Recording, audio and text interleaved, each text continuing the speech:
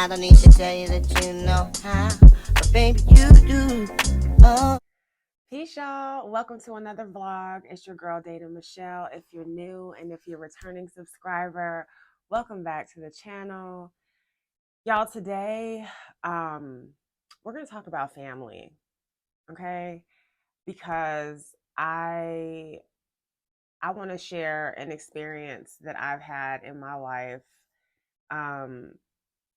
and just share with you guys how I don't know if I've yet overcome it, but how I haven't allowed things to affect my heart, in the way that I love and stuff like that. So I'm just gonna get right into it. My immediate family has always been very small. It's been my mom, my dad, who have been married for almost 45 years. It'll be 45 years in July.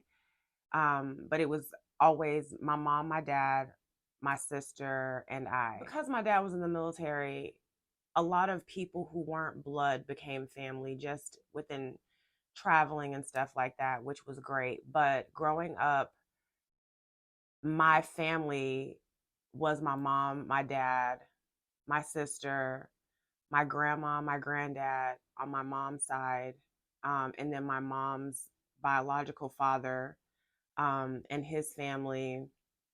And then most of the family that, well, let me not even say that, all of the family that I know is majority on my mom's side. So the first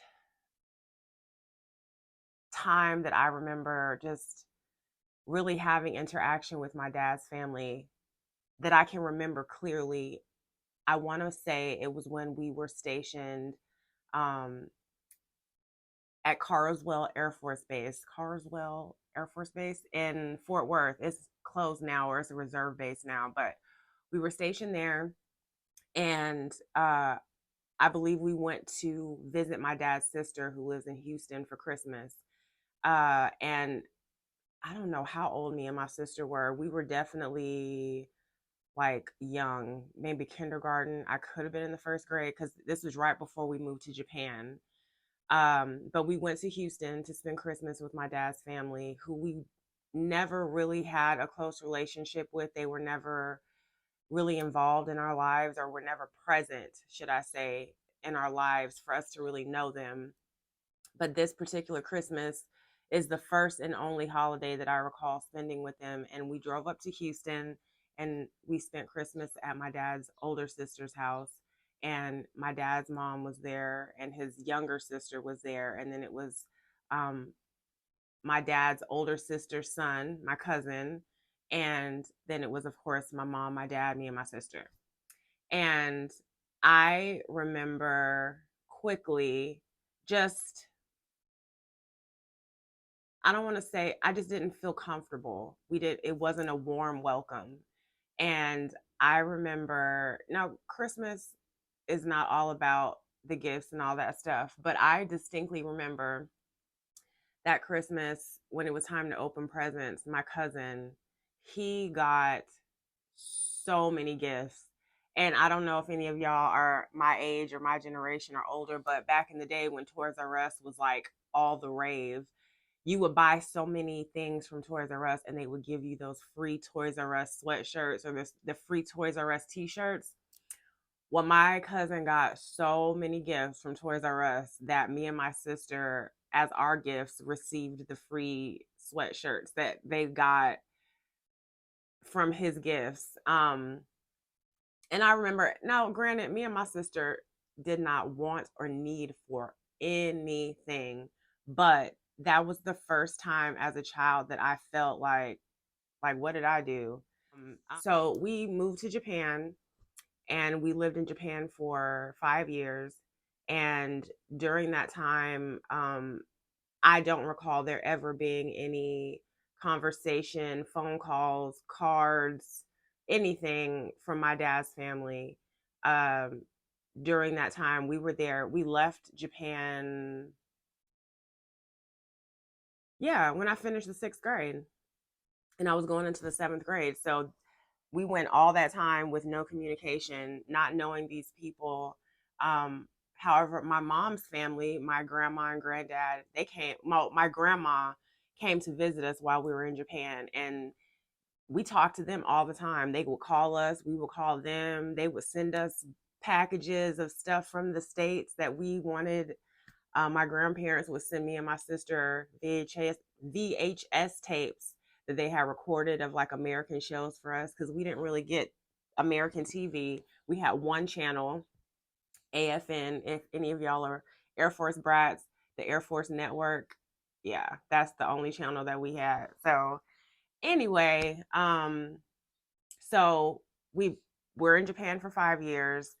And while we're in Japan, we meet families, our church family, who still to this day, some of them are still family. Some of them became uncles and aunts, and still to this day, that's Uncle so and so or Aunt so and so, or play cousins that still to this day are a part of our extended family. And so we leave Japan and we move to Alabama. Actually, y'all, that wasn't the first experience. So I'm going to rewind.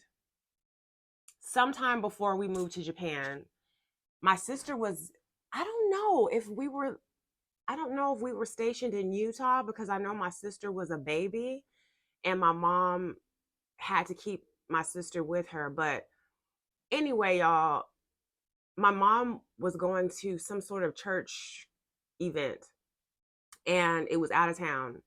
And I don't know if my dad was away for work with the Air Force or what the case may be, but some kind of way, I ended up going to spend, I don't know if it was like a week. I can't even remember how long it was, but I spent at least a week with my dad's mother.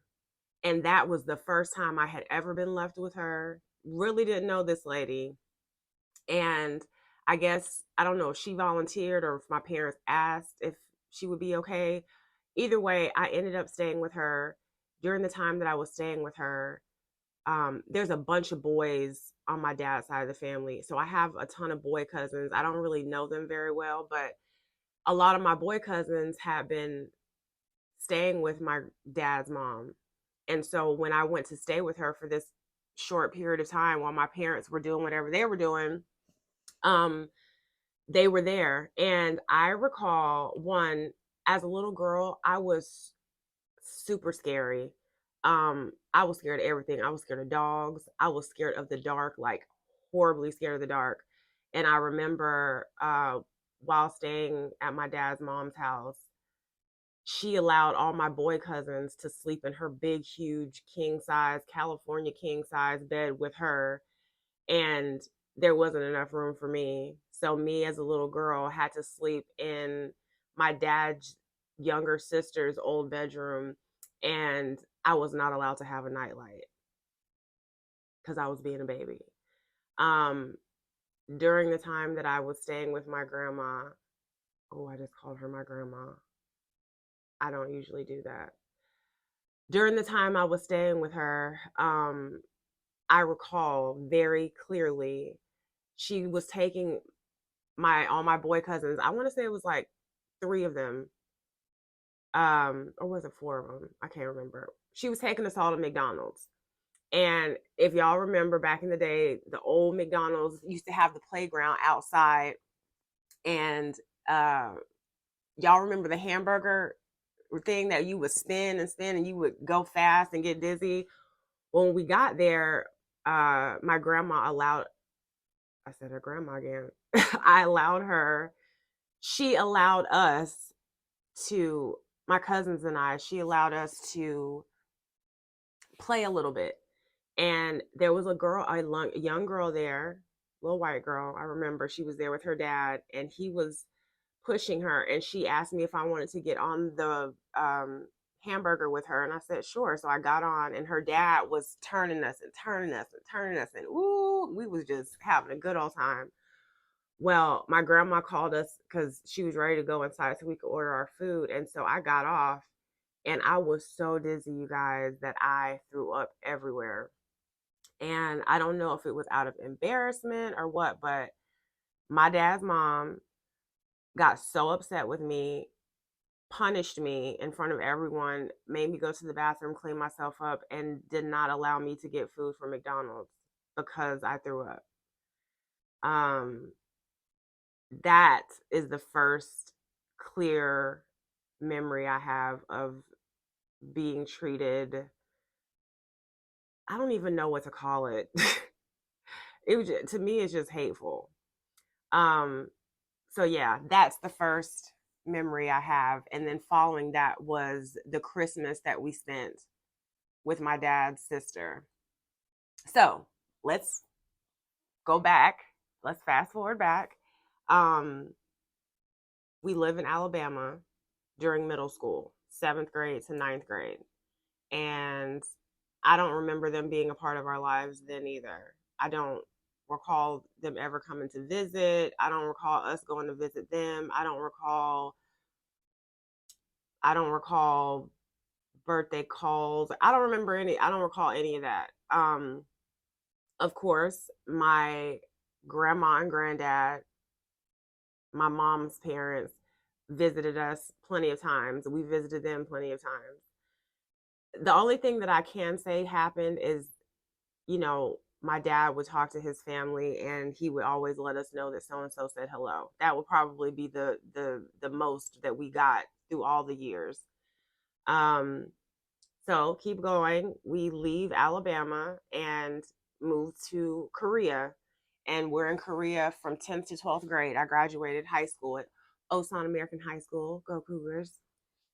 Um, and don't recall having much communication, or any communication rather, with them while we lived in Korea.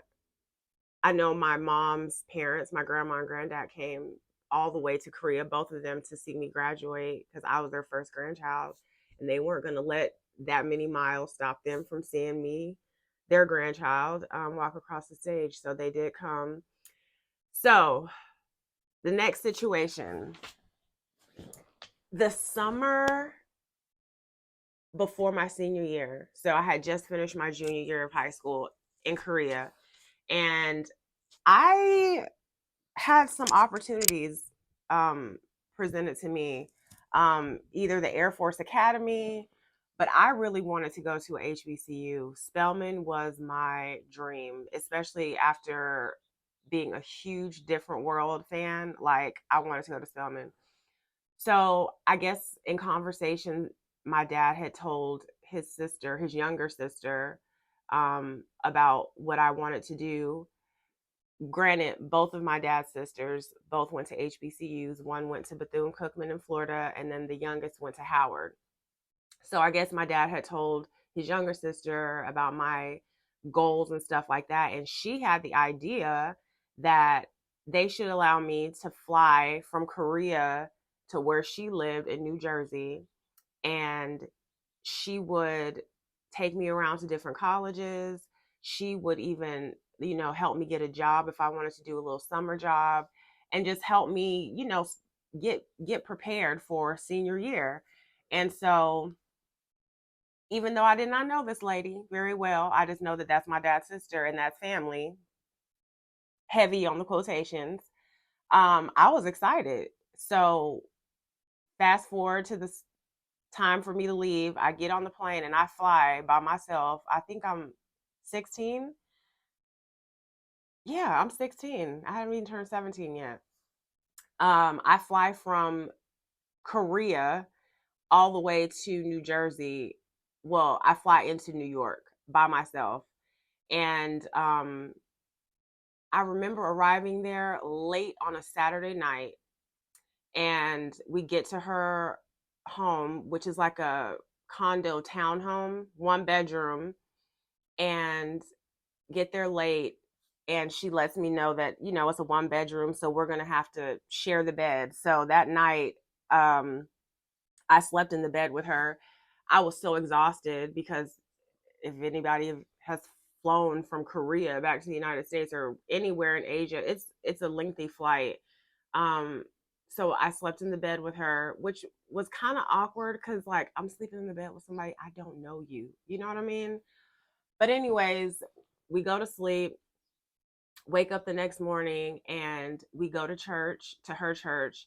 She makes me this extravagant breakfast. I remember, like, um I don't really eat pancakes and waffles, but she made like these fancy waffles with fresh fruit and all the things, and I was like, okay. And then we went to church, and her church was cool, whatever. She introduced me to some of the young adults at her church. And there were these two sisters specifically that she introduced me to that lived in her um condo complex or whatever. And so they were really sweet. And so fast forward, my aunt's church was having a revival, and so we went to one of the services. And I grew up in church. My dad and my mom are pastors, so the church service was great. They were taking up an offering, and I felt led, I felt moved to give the $25 that I had in my purse to the offering. And I was raised that if you felt led to give, you give. Nobody can tell you, that's between you and God. You know what I'm saying? So give the $25. Church is over. On the way home, I asked my dad's sister, would she mind stopping at an ATM so that I could get some money out to get something to eat? Because my dad had sent me with, like, I don't know, $500-700 for spending, um, if I wanted anything. And she was just like, well, what happened to the $25 that you had in your wallet? And I was like, oh, well, I gave it an offering. And she went off on me. Like, I felt, never in a million years would I have thought that I would have been reprimanded and treated like that for giving money and offering. She refused to take me to the ATM to get money to get the food. Um, so we went home, and I don't even know if I ate.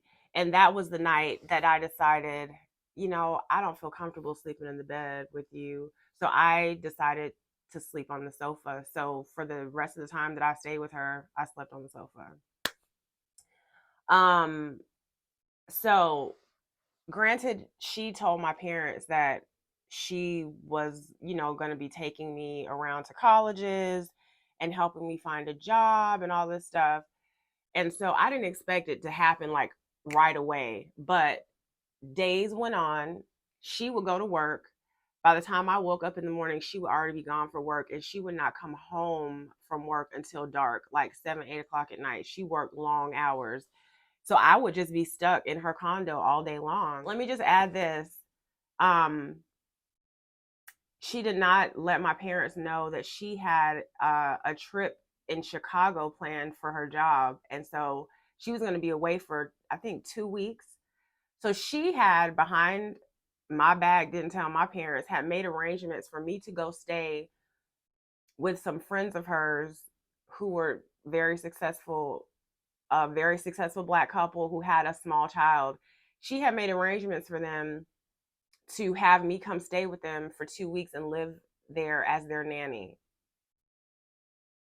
without informing me, without informing my parents. Like, she really, she treated me horribly.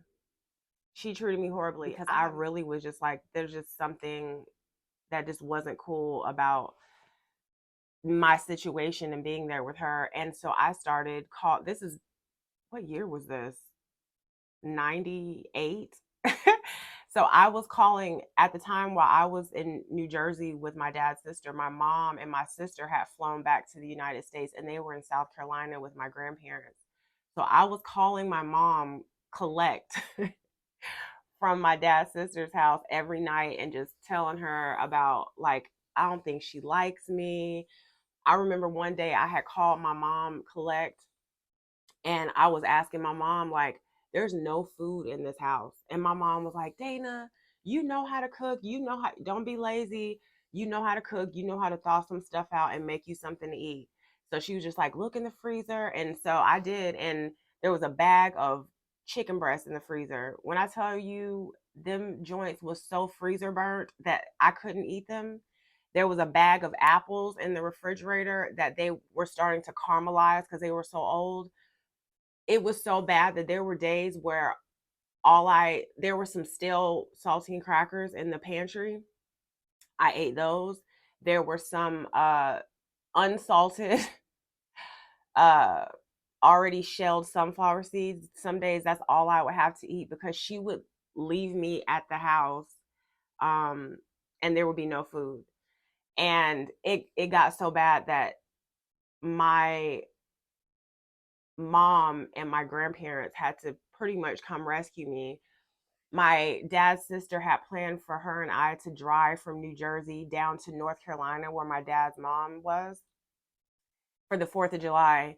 So I had already arranged, because I had been calling my mom, collect, letting her know all the stuff that was going on. And everything had been arranged that when we drove down to North Carolina, my mom and grandparents were going to come, and my sister were going to come meet me there and get me. Y'all don't understand how excited I was on that drive down to North Carolina, because the hell that I experienced staying with that woman was horrible. She would talk about how I did my hair. She would talk so ugly to me, y'all. And I want to just add this little bit of information. When I was in high school, I was about the same size that I am now. I'm honestly might have been a little bit thicker. I think my junior year, I was probably like a size 10, size 12. Like I was, small waist but curvy. Good size. I played volleyball, did cheerleading, and I just want to put that out there, the size that I was when I flew from Korea to New Jersey. So we get to North Carolina for the 4th of July. That night, I could not even sleep. I was just so excited because I just wanted somebody to come get me. That next morning, I wake up, I get all my stuff together, and my mom and my grandparents and my sister, I see their car pull up and I'm ready. And y'all, when they saw me, they could not believe what they saw. They got me out of there so quickly, y'all, and they literally had to take me straight to a mall because I had went from a size 12 to, when they took me to the mall to buy new clothes, I was a 5'6". That's how much weight I had lost in about 3 weeks. In about 3 weeks, I had lost that much weight from not eating, from not having food, from eating stale saltine crackers or sunflower seeds. Yeah. So so I ended up going with my mom and my grandparents and my sister. However, because of the ticket situation getting back to Korea, I had to fly, I had to go back from South Carolina back to New Jersey and stay, I think, 1 night or 2 nights with her, with my dad's sister, so that I could get back on the plane and get back to Korea, because they weren't able to reroute my ticket um, to get back to Korea. So I was dreading it, but I was like, okay, I can hang this. I think it was 1 night. So the 1 night, she decided to take me to the Apollo, and that was cool, whatever. But y'all, the next day, when it was time for her to take me to the airport, and this is the big airport, JFK, the big, huge airport. And here I am, a 16-year-old. When I tell you, she pulled up to the front of the airport, popped the trunk. I had to get my own luggage, and she didn't make sure that I got in okay, through security okay, nothing. And when I tell you, that was it. She really, she treated me horribly. She treated me horribly. I have no idea why my father's family does not like my mother and myself. My sister, thankfully, has not had to personally experience anything like that. My mother has. I do not know the reason why they don't like us. Um, I would love to have the opportunity to um, talk to them, because why? But one thing that this has taught me is that you get to choose your own family. Just because you're related by blood, that means absolutely nothing. If those people have abused you, done you wrong, um, if they just disturb your peace, if they bring anxiety and depression or whatever the case, you choose your family. You choose your family. And that's pretty much where I am in my life. Um, the only love that I have in my heart for my dad's mother is because she is his mother and she gave him life. And if it wasn't for her, I wouldn't have my dad, who is a phenomenal man. Um, Other than that, that's I do not like that woman. Um, as far as my dad's sisters, I do not like those women. They have very ugly spirits. They are dark on the inside. They're very arrogant. Um, I just have I don't know what to say, but I mean I could say something nice about them. They're educated, successful Black women, but their insides are repulsing. And again, the only mm, good things that I have to say about them is, I mean, that's my dad's family. And other than that, good luck, God bless. And I don't even know if having the opportunity to address it face to face with them would even help, because to be honest, they will never admit to the things that they've done or said. They would never, nor would they ever apologize. Um, yeah. So we're gonna leave those people there. And I love my family. Nobody's family is perfect. My family has its flaws, but we don't disrespect each other. We don't mistreat each other. And one thing for me, I don't sweep stuff under the rug. That's not what I do. Because for what? If we're blood related or not, you do me dirty, you disturb my peace, you mess with my children, anything like that, I I don't know you. I separate myself, and it's okay to do that. Um, but I just wanted to share that with you guys because these people are crazy. But all right, y'all. I will see y'all in the next vlog. Peace and love. I see you dancing right now. I don't need to tell you that you know how, but baby you do. Oh, I said you belong, and if you dream.